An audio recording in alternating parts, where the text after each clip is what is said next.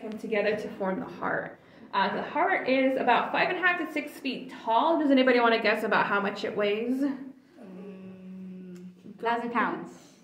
What was that? 1,000 pounds. 1,000? What's your guess? 1,000, 2,000 maybe? 2,000? Any other guesses?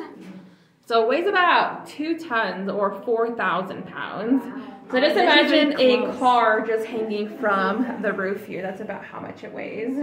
That's small and it looks so small. Yeah. Heavy. Go ahead. How could they drop the red light that was behind it that made it glow so pretty? Yeah, so that, It's been a while. yeah, that light, they ended up removing it, or I think it's still there, but we just don't use it, just because it's not on a timer. We switched everything out to be on a timer so it doesn't get left on or anything like that. So I asked you guys to look at the walls, the formations. What did you guys notice was different of this cave compared to the first two? Spiky. The color. Spiky, yes, and the color, yeah. So those are the two big things.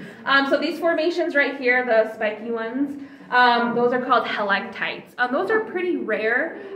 They aren't found in very many other caves, and there are kind of a scientific mystery. We're still not 100% sure how they're forming, since scientists have found that in order for it to form, they have to defy gravity in a lot of ways. So they're still trying to figure out how these are forming exactly, and since they aren't seen in very many caves, there aren't, very many that they can actually study.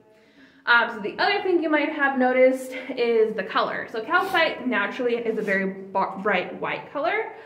So this cave, it's a lot whiter. You're seeing that whiter calcite than the other two, and that's because of this cave's position underneath the mountain. So we're a lot deeper under the mountain.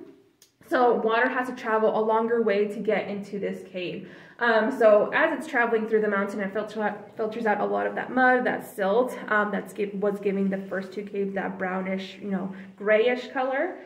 So it's filtering out all of those impurities and giving us just almost pure calcite, or purer calcite than the first two caves.